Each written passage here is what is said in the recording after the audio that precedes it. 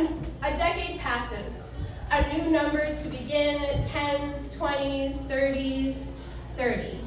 This poem, originally a reflection, memories, milestones, millennial musings, but 30 sounds different when it's a death toll.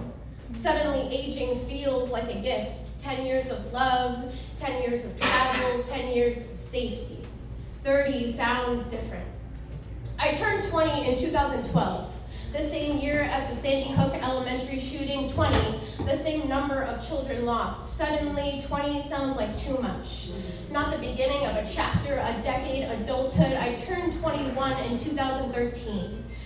I just arrived home from traveling abroad. For months, I stared across the Atlantic daydreaming of possibility. My birthday just 2 days after Santa Monica experienced another tragedy, but people kill people. Guns obviously don't kill people. 2 years in a row uncalled for, definitely not a public health problem, right? Tamir Rice, Michael Brown, a Bible study in Charleston, Philando Castile, Pulse nightclub, a Las Vegas music festival, 2014, 2015, 2016, 2017.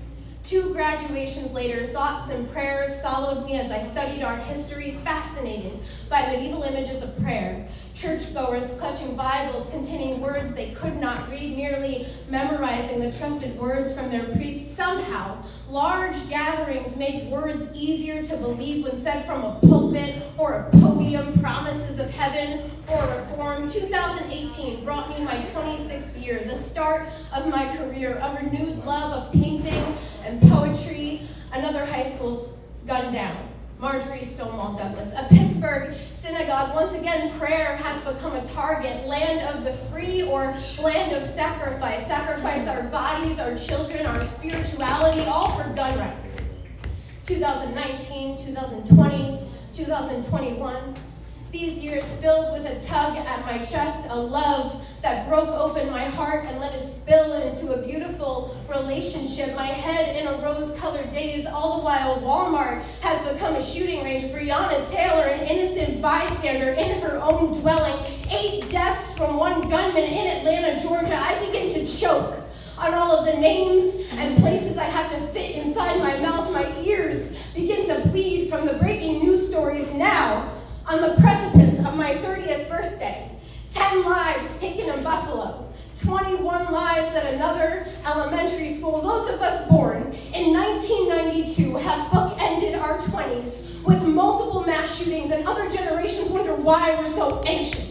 When we are outspoken with emotion, we are trying to unnumb ourselves to feel these atrocities instead of compartmentalizing each incident as a separate tragedy. I try to say the names of a decade's worth of gun violence, but as you can see, the page isn't long enough. My pen has run out of ink, and I haven't even spoken about the incidents that are worthy of a print story. I try to say the names because I get to celebrate my 30th birthday. For weeks, I have felt uneasy about this new number, about this new decade, about the end of society's idea of youth, but these people are trapped in a time capsule of tragedy. Their families mourning the loss of their next birthday. There is no more space. My cheeks are too swollen to store another shooting. The catch in my throat too much. My tears begin to fall, and my blood boils into poetry. As people of color ask if it's safe to buy groceries, as every teacher plans escape routes in their classrooms and wonders if one day they'll have to sacrifice themselves. This poem is not for my 20s or my 30s. This poem is for these people I have spoken about. The missed milestones, the memories lost, the mourning. We cannot turn our backs on. Let us feel this from our bones down to the core of this earth. Shake up the foundation. Enough is enough.